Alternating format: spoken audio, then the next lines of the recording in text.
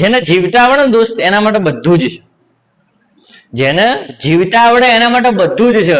અને જેને જીવતા નહીં આવડતું એના જોડે કરોડની ગાડી હોય, કરોડની લાડી હોય, લાડી એ કરોડની હોય.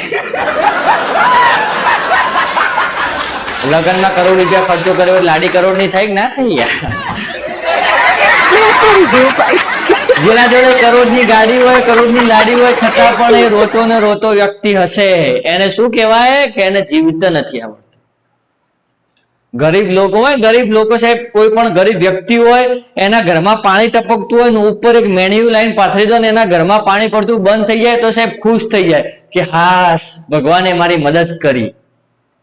અને આપણને ગાડીઓ આપી હોય, લાડીઓ આપી હોય, વાડીઓ આપી હોય તો ભગવાન જોડે આવું કરે. તમને ખબર ભગવાન જોડે દુનિયાના કેટલા વ્યક્તિઓની જવાબદારી છે, કેટલા વ્યક્તિઓની ભગવાનને જવાબદારી છે. આપણે એક જ પ્રશ્ન ભગવાનને પૂછીએ. આપણે તો એકલા જ પ્રશ્ન પૂછવા વાળા, પણ ભગવાનને જવાબો કેટલા દેવાના? વારા પરથી વારો આવે ને દોસ્ત. આપણી જોડે તો છ અને આપણે કમ્પ્લેનો કરીએ છીએ, જેની જોડે નથી એ પણ બિચારું કમ્પ્લેનો કરી રહ્યું છે. અને પહેલી ભગવાન કોની સાંભળે કે જેની જોડે નથી એની ભગવાન પેલા સાંભળશે. હવે આપણો વારો આપણા જોડે ધારો કે ફોન હોય તો જેના જોડે ફોન ના હોય ભગવાન એના પેલી સાંભળશે. પણ આપણો તો જેવો ફોન આવ્યો આપણે તરત ભગવાનને કહીએ ભગવાન લેપટોપ નું સેટિંગ કરો, લેપટોપ નું. એટલે પણ પેલા જોડે જેના જોડે નહીં એના જોડે ફોન તો આવવા દે, તમને બધાને હરખા તો બનાવવા દે. આપણે જોડે ગાડી આવી ગઈ ને, ધારો કે 2 વ્હીલ આવી ગઈ, આપણા જોડે બાઈક આવી ગયું તો તરત આપણે ભગવાનને ચાલુ કરીએ ભગવાન 4 વ્હીલ નું સેટિંગ કરાવજો. અલ્યા પણ જેના જોડે 2 વ્હીલ નું એ નહીં એને તો ભગવાન નું કરવા દે સેટિંગ.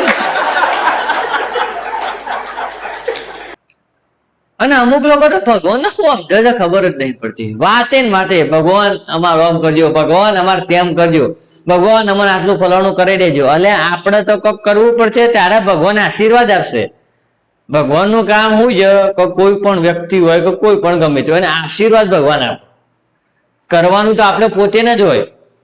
ભગવાન આપણે પેપર લખવા જઈએ ને પગે લાગી જઈએ તો ભગવાન ખાલી આશીર્વાદ આપો. પેપર જઈને લખવું તો આપણે પડે.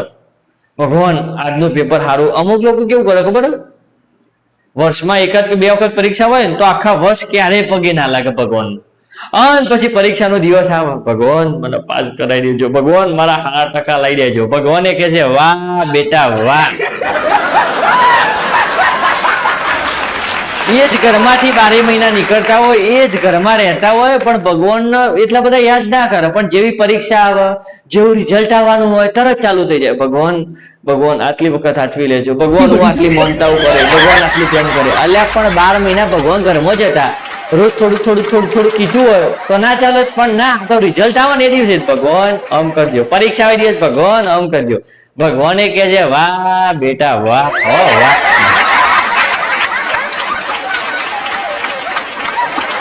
આ બધી વાતો કડવી છે મિત્ર પણ સાચી.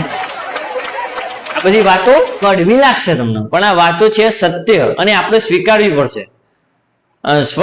સત્ય સ્વીકારતા તમને આવડી જાય ને દોસ્ત તો બધું ઓટોમેટિક બદલાઈ જાય. પણ સ્વીકારવાની અંદર તાકાત હોવી જોઈએ. આપણે તો સ્વીકારતા છું કે આ ભલે માઇક લઈને ગમે તેમ બોલી જતો તો તમારો કરમ વસ્તુ.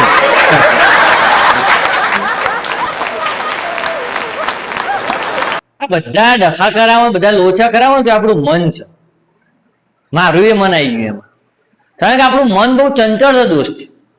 આપણે જો આપણે કોઈ ગરીબને જોઈએ ને એને ખાવાના બી ફોફા હોય, બિચારો રોટલી માગીને ખાતો હોય, કપડાં ફાટેલા હોય તો આપણને કેવું થાય કે હા ભગવાને કેટલી મને સરસ મજાની લાઈફ આપી છે. હું કપડાં પહેરી શકું છું, હું મારું ફોન વાપરી શકું છું, હું કપડાં સારા પહેરીને બહાર જઈ શકું છું, હું સારા ઘરમાં રહું છું.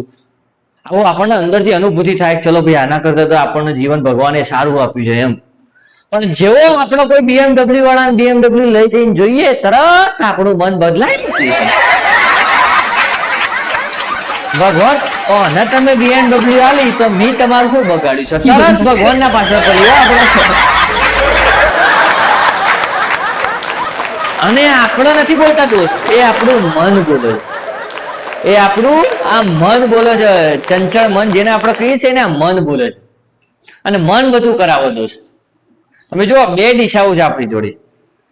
આપણે કોઈ ભિખારીને ભીખ માંગતા જોઈએ, ગરીબને ભીખ માંગતા જોઈએ તો આપણે એમ થાય ચલો આના કરતા જીવન સારું છે, પણ કોકનો મોટો 5 BHK બંગલો જોઈએ તો આપણને એમ થાય કે અમે 2 BHK માં રહીએ ભગવાન, અમે પગાર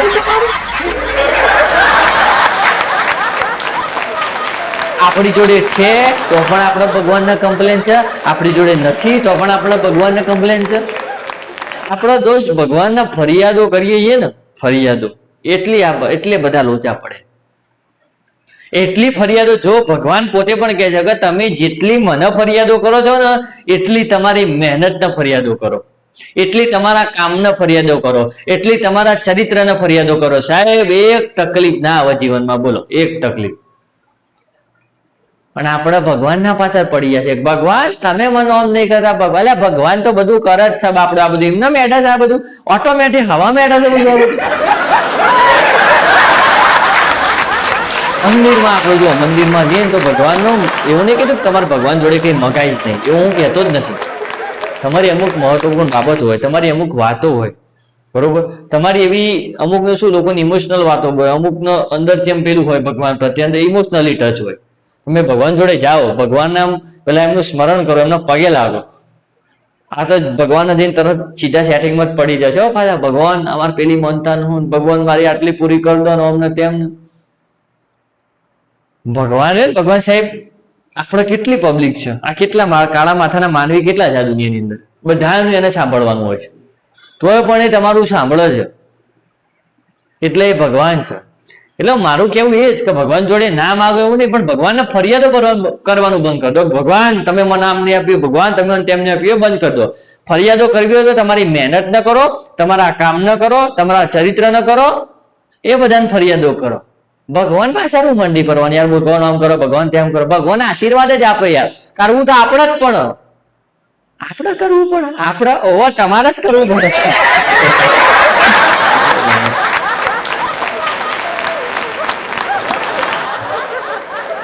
અત્યારે કેવું છે મારું ખબર છે, અત્યારે બૂચ મારવા વાળાને વધારે યાદ રાખવામાં આવે, દયા ખાવા વાળાને એટલું બધું યાદ ના રાખવામાં આવે.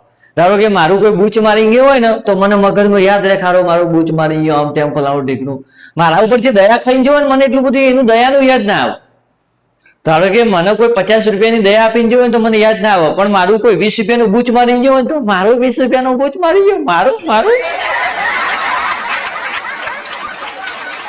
પણ એક વસ્તુ તમે યાદ રાખો કે આપણે દયાની ભાવના વધારે રાખવાની મિત્ર. હવે બૂચ મારી ગયું કે આપણા કર્મનું નતું, નસીબનું નતું. દરેક વ્યક્તિ એક વખત તો જીવનમાં છેતરાય ને છેતરાય, દરેક વ્યક્તિ છેતરાય.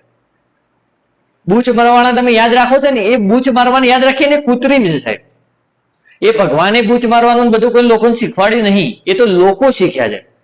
પણ દયા ખાવી ને એ તો ભગવાનની આપેલી દેન છે દોસ્ત. દયાનું ઊંધું શું થાય? યાદ. તમે લોકો ઉપર દયા ખાશો ને તો લોકો તમને યાદ કરશે, યાદ. બૂચ મારવા વાળો ને કરે પણ એમને આખી અલગ રીતે કરે. એવું નહીં હોતું બૂચ મારવા વાળા આપણે ભૂલી જઈએ, બૂચ મારવા વાળા પણ આપણને યાદ હોય. કોઈકના 100, 200, 500, 1000, લાખો રૂપિયામાં અત્યારે ઓનલાઈન સ્કેમ થાય, લોકોના કટ્ટા કરી નાખો લોકોના, બધું બરાબર છે. પણ એમને ભગવાન જોવો એમનું કાર્ય, એ આપણે કઈ લેવા દેવા ભાઈ પડવાનું નહીં. આપણે શું કરવાનું? આપણે જેને આપણી ઉપર દયા ખાધી છે આપણે એનું ધ્યાન રાખવાનું. આપણે જેની આપણા ઉપર દયા કરી છે એને આપણે યાદ રાખવાનું. દયાનું ઊંધું થાય યાદ. તમે કોઈના ઉપર દયા ખાઈ જો સાહેબ, ઓટોમેટિક વ્યક્તિ તમને યાદ રાખશે. અને જે ના રાખે ગોડો કહેવાય પછી. સાચી જ વાત છે ને, ગાંડાની હકીકત શું કે જેને તમારો સાથ આપ્યો હોય, જેને તમારો સંગાત આપ્યો હોય, જેમને તમારા ઉપર દયા ખાધી હોય એમને તમે યાદ ના કરો, એ વ્યક્તિનો ગોડો કહેવાય. અને લોકો એવું સ્વીકારશે નહીં પાછા કે અમે ગોડા છીએ. અત્યારે કેવું કે તમે લોકો ઉપર દયા ખાવ તો લોકો યાદ નહીં રાખતા, એવું છે ખરા. લોકો યાદ રાખે ના રાખે ચિંતા નહીં કરવાની ભાઈબંધ. ઉપર બેઠો ને એના ચોપડામાં તો બધું જ લખાય, એના ચોપડાની અંદર બધું જ લખાય. અને અત્યારે લોકોને બધું અત્યારે અહીં જોઈને જ જવું પડે છે. પહેલા કેવું હતું, લોકો પાપ કરતા ને તો બીજા જન્મમાં સજા મળતી, આન તેન ફલાણું ઢીકણું. અત્યારે તો અહીં મળી જ જાય. એટલે તમારે બધી ચિંતા નહીં કરવાની, એ બધું ઉપરવાળાને સોંપી દેવાનું. આપણે તો આપણું કર્મ કરવાનું, કોઈનું ખરાબ નહીં કરવાનું, કોઈનું ખોટું નહીં કરવાનું, એટલી વસ્તુ હંમેશા યાદ રાખવાની. લોકો આપણે લોકો ઉપર દયા કરીએ તો લોકો આપણને યાદ કરવા જોવો. લોકો આપણને યાદ કરો ને એવું કામ કરવાનું. એટલે બૂચ મારીને યાદ કરે એવી રીતે નહીં પાછું ના. અમુક લોકો હોય કે લાવાડા લોકોને ટોપીઓ પહેરાવીએ, લોકો આપણને યાદ કરશે. ના, એવું નહીં.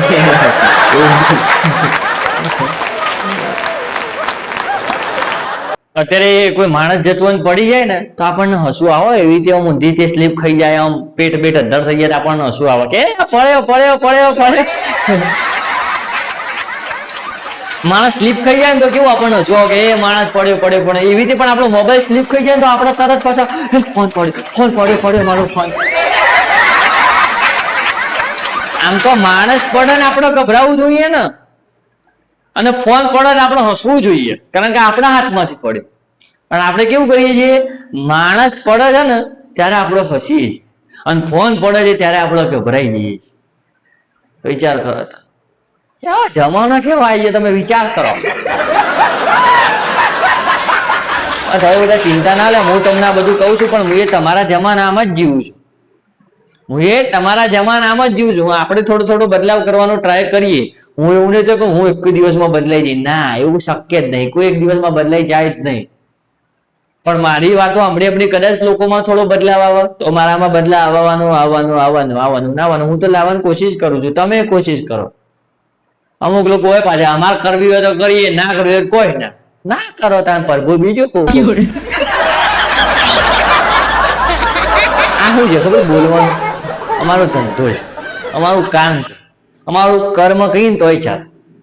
અમારે તો લોકોને ખાલી કહેવાનું જ છે કે તમે આમ કરો તેમ કરો, જોડે જોડે અમારે થોડું એવું ફોલો કરવાનું. પણ કરવું ના કરવું પોતપોતાની મરજીના માલિક તમે જાતે છો. તમારી મરજીના માલિક તમે છો. હું અહીંથી બોલું, તમારે સાંભળવું એ તમારી મરજીની વાત છે. અને તમારે ઠાસ લકર વિડીયો બહાર જતું રહે, બીજું કોઈ ડિસ્કશન ઉતારવાના. હું તમને એમ ના કહ્યું કે તમે ડિસ્કા ના લો, તમે મારા વિડીયો જુઓ. તમારું મન કે તમે કરો. તમે મને સાંભળો, હું તમને ગમતું હોય તો તમે જુઓ, ના ગમતું હોય પછી પેલું ડિસ્કા તો છે જ.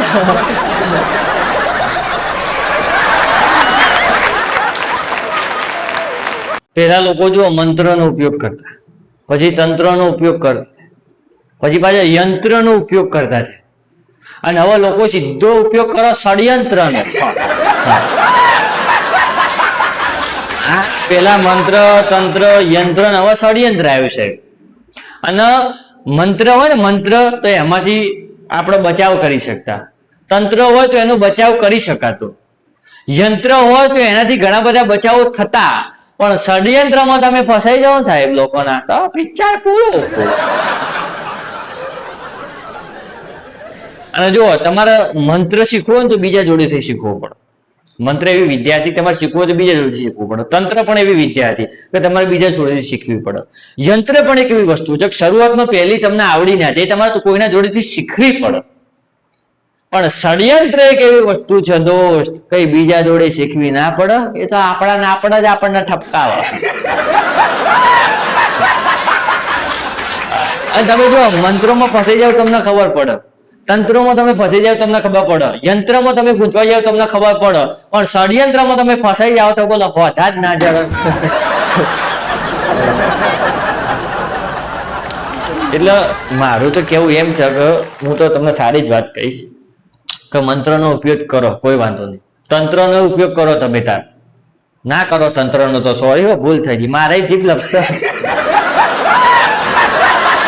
મંત્રનો ઉપયોગ કરો વાંધો નહીં, તંત્રનો ઉપયોગ ના કરતા. જો ફરીથી બોલી જોયું નાખ્યું.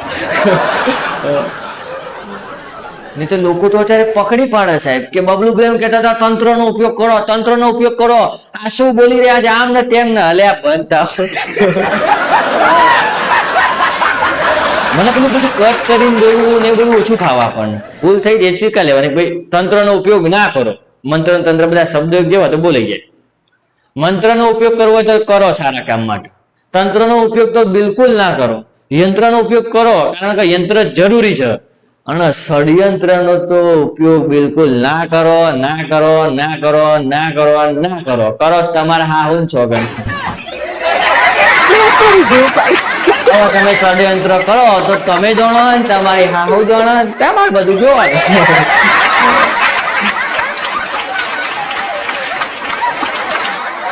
ખોટો માણસ છે ને, ખોટો માણસ એ જેટલા નાટકો કરીએ કે ને, હાલના સમયની વાત કરું કે હાલના સમયમાં ખોટા માણસો જેટલા નાટક કરે ને એટલા સાચા માણસને નાટક કરતા ના આવડે યાર. કોઈ ખોટો માણસ ખોટી વાત કરતો હોય ને તો એની વાત કરવાની પદ્ધતિ જેવી હોય ને તો આપણને એમ લાગે કે ઓહો સત્યવાદી સત્ય ગુરુ તો આયર્યા જ છે. હું મારી વાત કહી દઉં તમને, મારી પોતાની વાત કહી દઉં. હું ખોટો હોય ને તો હું એવી રીતે વાત કરું, એટલો સત્યવાદી બનીને વાત કરું ને. અત્યારે તો મેન તો થઈ ગઈ એક્ટિંગ. લોકો એના હાવભાવ એક્સપ્રેશન, અમુક લોકો ખોટા હોય તો ખોટું ખોટું રડી લેવાનું, ખોટી ખોટી સોગંદો ખાઈ લેવાની. એમને અંદરથી ખબર હોય કે હું ખોટું છું, પણ દુનિયાને એવું ના લાગવું જો હું ખોટો છું એમ. દુનિયાના સામે સાચા થવા માટે પોતે ખોટું બોલી દે, ખોટો ખોટો નાટક કરી દે. અને અમુક ખોટા માણસો તો સાહેબ એવા નાટક કરે, આપણને તેમ લાગે ઓહો બિચારો ડાયો ડાયો ડાયો.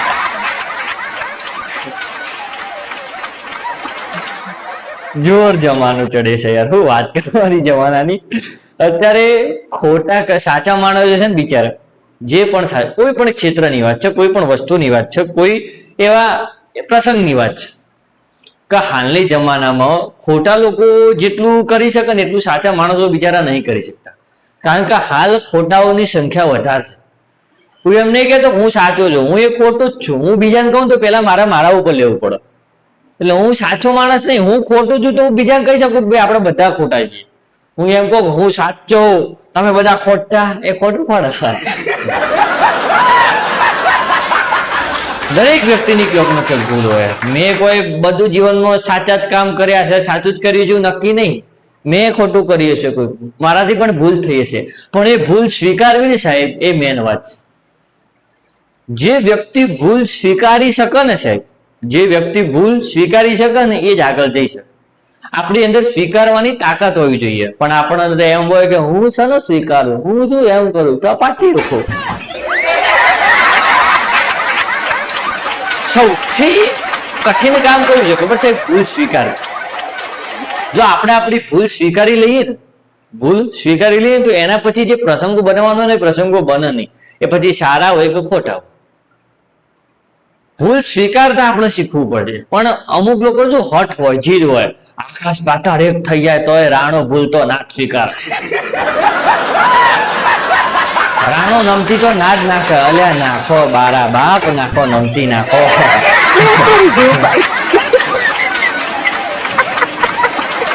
અત્યારે છે નમતી સૌને ગમતી. તમે નમતી નાખશો ને તો લોકોને તમે ગમશો. નમતી સૌને ગમતી. નમતી નાખવામાં આપડી કઈ નીચી ના પડી જાય.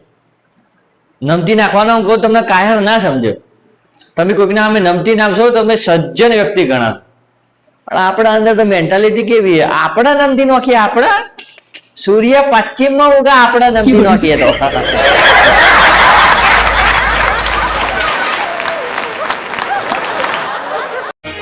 બરોબર છે.